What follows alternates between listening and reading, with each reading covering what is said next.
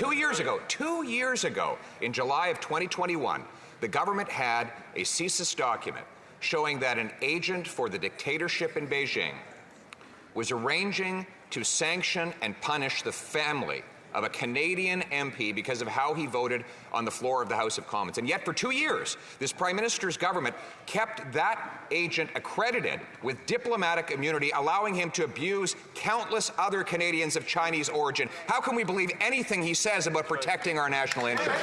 The Right Honourable Prime Minister.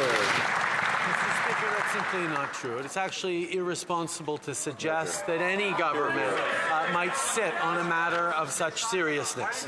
Based on briefings that I received following yesterday's story, I know that steps have been taken to protect members when they could be in the spotlight of foreign actors because of the legitimate work they do in this place. And our security agencies will continue to independently do this important work, and I have indeed followed up directly with the member for Halton Hills to reassure him on this.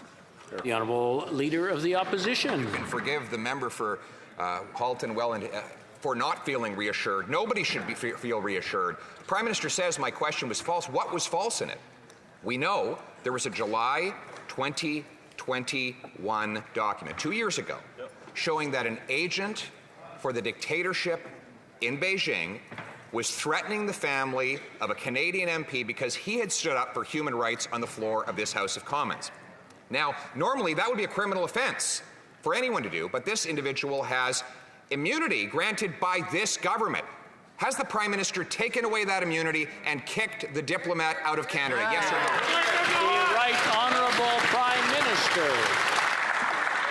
Mr. Speaker, I think outside of this House where there is extraordinary partisanship and sometimes personal attacks, I think most Canadians understand that no government of any stripe would see a direct threat on a member of this Parliament and their family and sit on it and not ensure anything was acted. That's simply unworthy of anyone sitting in this House to make those kinds of accusations. I can assure the members opposite that we continue to take any threats seriously. Absolutely.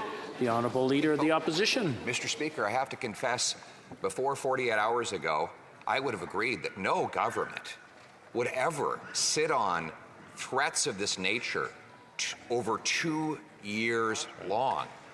But unfortunately, what we've learned is that is exactly what this Prime Minister did.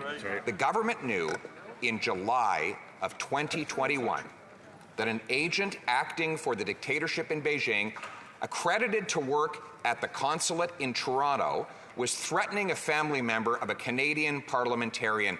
And the Prime Minister's government knew about it and did absolutely nothing. Why?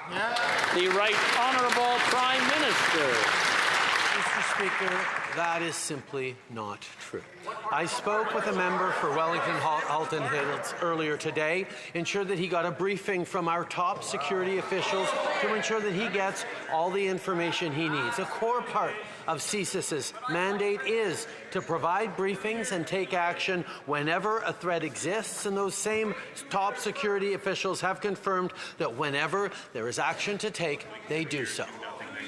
The Honourable Leader of the Opposition. And yet he did absolutely nothing other than to hold a meeting with the MP after the information became public. He wasn't interested in protecting Canadians. He was interested in protecting his political reputation, Mr. Speaker.